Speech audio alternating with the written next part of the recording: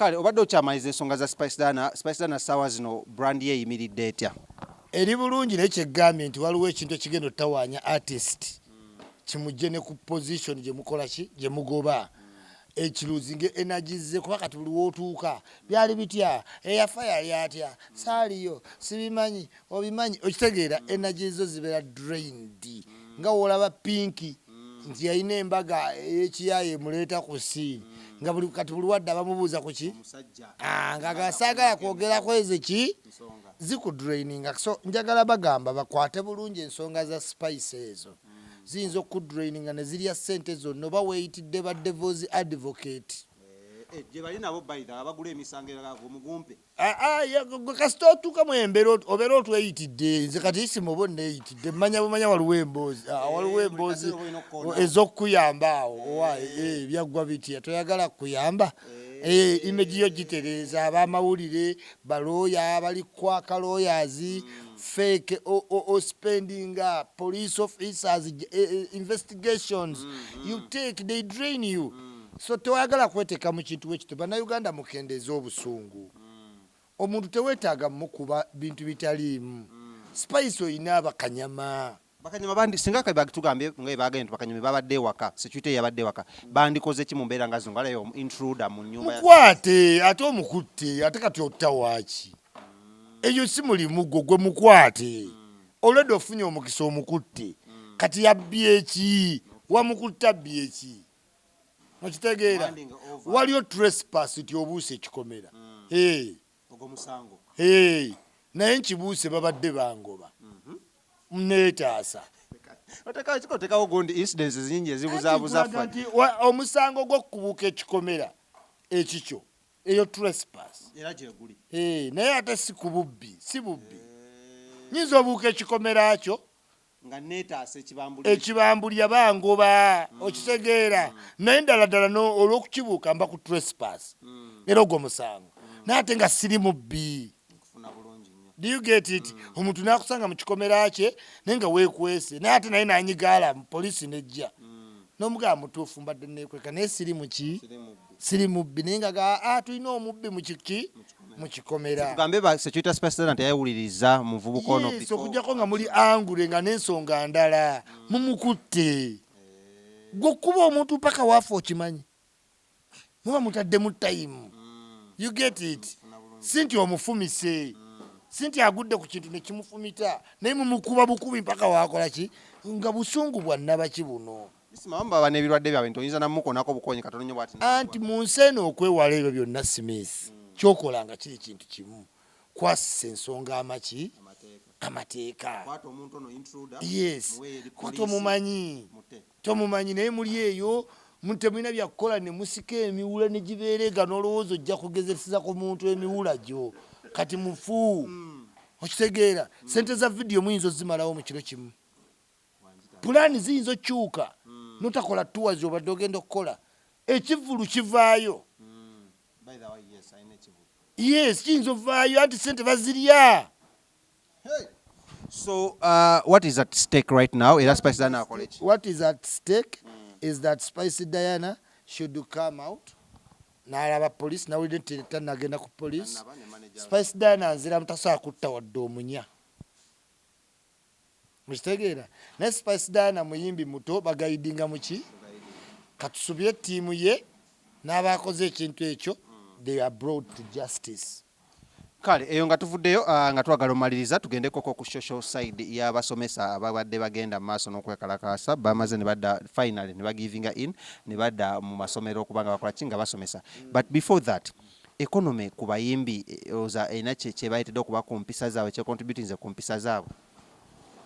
empisa z'abayimbi zo zibaddewo ezito since time immemorial betwala nti bantu babbeeyi nnyo just that bamala ne barealizinga nti si bamaanyi nnyo wadde kati kyovala buli ssaawa batambula bagamba we want respect kubanga bo mu bwogo bwabwe they presume nti bamaanyi ki nnyo naye bagenda orealizinga nga tebalina maanyi gaabwe. Economy has nothing to do with their actions. Has nothing kubanga ne webadde nga nnungi era actions z'abayimbi zeki zezo lya deposit weegaane yiiya kuba bamanyi balina media space akola ekintu ye ng'amanyi ajja funa media ki space. Ebivulu final ebivulu bitandise okwanga bitawenkana between abayimbi tulina Serena wano ne ba Bitusi wali ku Freedom City olowooza kino kinaaba kina kigenda okuaffectinga muffe bafaani oba kigenda okuaffectinga abayimbi nga bo in terms of money in terms of turn up? Tekirina muntu ge kigenda ku affectinga, kiyambye buyambi bayimbi bali wansi kumanyika. Yes. President twefugemuko wano ate twefuge Bitusi okubeera nga muli ku kalenda yemu ne Juliana Bitusi mufunamu nnyo okusinga Juliana. Yes, mufunamu nti kati temwetaaga na bulango. We are talking about your show because of Juliana. Juliana. You mean you wouldn't have talked about it singa Juliana tatadde? Si nnyo bandi badde balina si unpaid. Bandi badde balina osasula buki obulango. Naye kati olwa Juliana tuli twesanga twogedde ku show yaabwe naye nga bo bafunyemu just ki advantage. Tewali shegenda beera affected. Abawagizi ba Bitusi bava Nyanama Nansana wano Makindye kwata side zeri Ntebe Kiriro eyo Namasuba eyo balina ne ba campus girls freshers. Yes. Era kyovola aba bali ku Freedom ki City. Naye kati Juliana ayina corporate friends.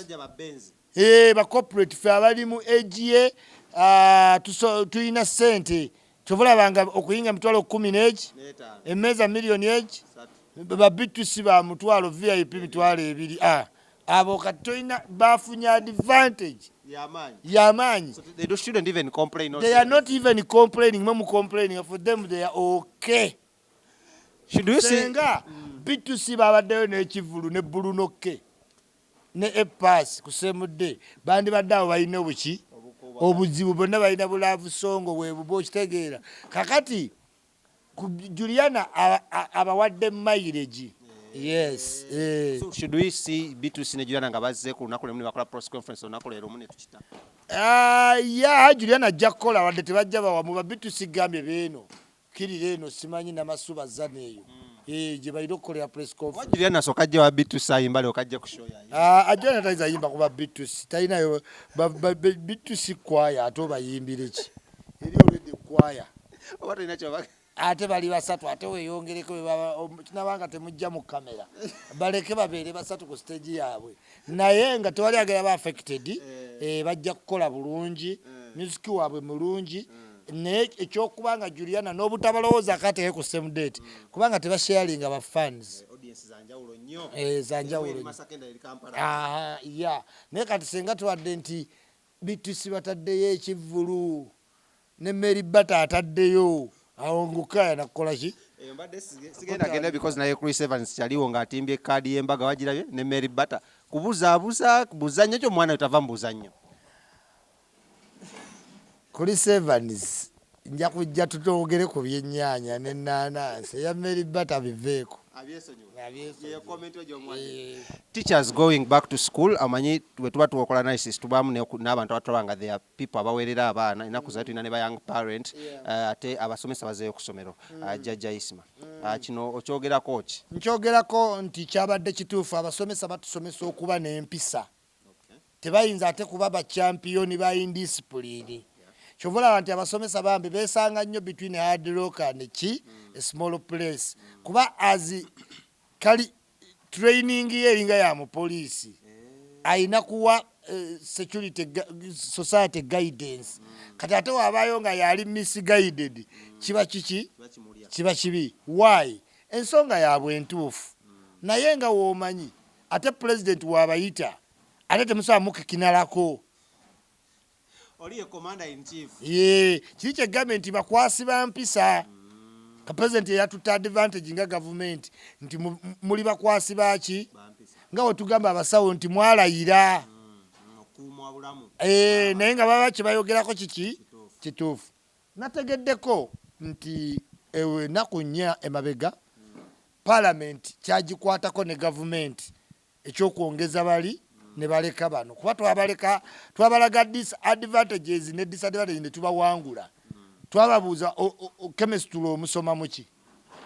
mu luzungu ate biology mu luzungu kati oluzungu subject ki yeyo master wa science English ye master of science so they as well deserve okubanga bayongerwamu they deserve naye the thing is banaga kibaito tegeera nti okusasula abasante teacher it is a parliamentary process yayita mu parliament so ne kuno okuongeza kw'aba teacher bana abalala wadde nga bataddewo objection nako kuyina kuddayo kuyite mu parliament kati parliament twafulumya budget ya 48 trillion okitegeera lwakuba kati mwaba nupu temwatuganya jjogerako mwesiba ku miliyoni anya okitegeera akati olwokuba tetwa dissectinga 40 trillion kati okwongeza baticha bano abalala 50 katubale 50 trillion okwongeza bano aba arts na kibale kyetaaga government okwongerayo 10 trillion kati 10 trillion zino nga balina kudda mu parliament ng'eyina genda mu paaka kati paaka nga ebe ina zijja mu ministry of finance ebe ina kusaba revenue authority mutuweeyo kaki kati revenue authority yabadde egenze mu paaka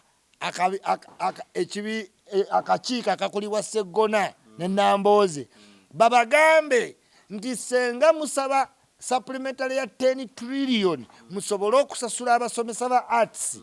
kijja kuleetera omusolo okuleekaana ebbanga kubanga tetulina we tugenda kujja ki sente kati process of president yabadde locked nga nabo basuubira tuyinza kwekwata ku revenue authority tetulina we tusolooza 10 trillion ndala so it came to tango nga balina okugenda mu negotiation ne president however ensonga yaabwe entuufu era eddoboozi lyabwe was hard more than before than ever ki era government egenda mu nteekisaganya zonna n'enkola zeeyina ng'ekiina ku back of mind nti abasomesa they may be in school by presence not by heart omanyi yes kati abasomesa weebali by presence naye impact y'osomesa tekola ki kati eyo ekyo mu next financial year balina oteekamu ensako y'okwongeza aba arts by all what means kale ebbaga epya lyazze okuva mu Ministry of Health waliwulidde ery'okutunda ebitundu ebimu ku by'omubiri oba olya nti olina ensigo bbiri n'enge muto gyetaaga. This has been going on underground for a very long time nga allegations zivaayo abantu babatunda bikiki but this time around Minister Cheng yavuddeyo n'akyanjulwa ku floor of parliament eggwanga liragawa eggwanga we liraga we nagambye mu transition naye lw'okuba kati mu Africa muli kituyita abantu abali Africanized centered nawe njagala okikugamba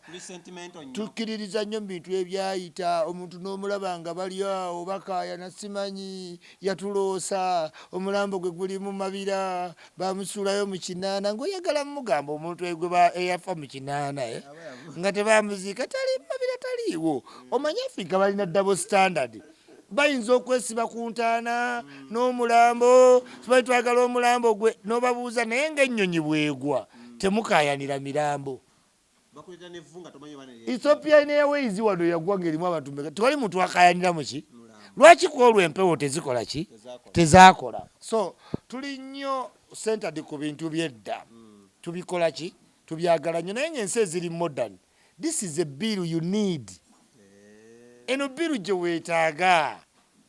tewali muntu lwaki oddawo n'ogamba omulambo gwaffe baagujjamu ebiwoowoolo era kale abagagga bantu bazibu nnyo naye nga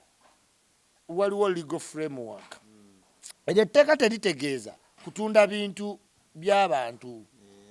aliwa rights nnyingi ng'oggaba omutima katugeze nga ogaba kidini okuwa muganda wo ensigo era lyo netteeka lirimu ebyo oli muganda wange batupimye ng'ensigo yange ejja fiitinga bulungi mu yiyo nga wolaba omwana wa Lagu we yali ayagala ogimuwa nga taata agaana nga maama agaana kati eno biiru erimu byonna nti omwana waba ali 18 akkirizibwa okwekola ki okwesalirawo okitegeera kidini bwe bakugamba nti oyina kidini bbiri naye smith omubiri gukozesa kidini ki eri endala ya sapooti naye kati bayinza okugamba ISMA oyina emyaka 6 kidini zo zombi zikyakola neneemu gy'oliko ekyakutwala emyaka emirala ameka 2 ate nga togenda gaweza lwaki ofa obwavu ensigo emu katugitwale tukuwa emitwalo 10 egya pawundi ojuge yes bw'okwata ku liiso lyo limu kwata ku liiso lyo limu bw'oti kyogamba wano tolabawo olaba naawe kasajja gye tujja kuwaayo paki tukuwa emitwalo 12 egya pawundi oyina 6 ogira olabisaako erimu mpaka lwokola ki obeerenga luga ovuge ku benzi so lino etteeka lituwa liberty nti omuntu talina kutunda bintu kugamba bintu ng'etteeka tewali wabula waliwo etteeka erikuwa right ISMA tolina kufaana bintu byo nga biramu ate n'ofa obwavu waliyo abantu bwe batyo waliwo adde atunda obugere Kenya $10 naswe ng'ayagala gusalako naswe nko $10 abantu ne basalako okitegeera wano baayise Kenya ne bagamba nti abantu abaagala okuwaayo bazadde bammwe tubawe ssente tubatte beewuunya nga bakedde olupapula lujjudde abantu nga bawaddeyo amannya g'abamaama so etteeka terize mu bubi etteeka si lya mubi liri mu nsi zonna eziri modern actually mwabaga nti ate bbi ate yemu mubadde mukayana nga bababba ebibumba nga temukola ki kati omanyi oyina netteeka erikufuga mugamuze ikomyawo ekibumba kyakkojja oba toyina ki kale ebigambo bye bisembayo eri abatwala ku Celeb Jazz nga bulijjo njagala mwekuume abaana abato ate mwegendereza okukola ebintu by'obuseegu bye mutandise ku mikutu egy'enjawulo ojja bikola today naye ojja kukula you can't keep young old ki I have been young just recently 1970 okitegeera gandi youth nga gwe Smith nga newa amanya king omuvubuka embula kale envuumuulo look at me now oyina omanya nti ebintu ebimu bigenda ne time tokola ekintu ky'onejjusa mu dda ojja kukola vidiyo nga mwebaka mwegadanga ennaku zino emirimu balaba social media nga buli wotuuka osaba omulimu bagaana buki buganyi omuntu gwe weekolerako ebintu nga yakukyawa dda mwakyawagana yagenda mu nsi ndala temumala geekubakuba 3 zona ejjusa okitegeera muyinza okwagala ennyo kamera naye si buli ali ku kamera nti ate afuuka ow'ettabbu gwe tulaba bloga tuli bameka ow'ettabbu ndimu omu ikyuli balala basula eri kawaala kale watawadde jjajja Ichuli jjajja Gudu ate president waffe ba blogger bonna nano mu ggwanga lya Uganda era nga ne office akyagikwasaganya mmanyi poje ekisanja kiggwako dinyagala kuddira mu bigere ekisanja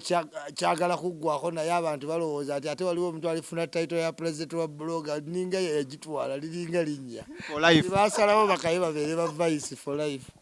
kale wetetwadde nyawo kabaza chali wanga baddeko ku kamera nga nkwata thank you so much olwokubanga ate on recordings kale nkwatagano nawuddako kyobokola kikimu kyokka genda nasawo subscribing ate wateekamu ssente ba King Montage Studios awe nankulayo ku bitaala mugende mbawagire mu photoshoots ate n'emikolo n'embaga mbagala nnyo atakuuma mpeera abankumire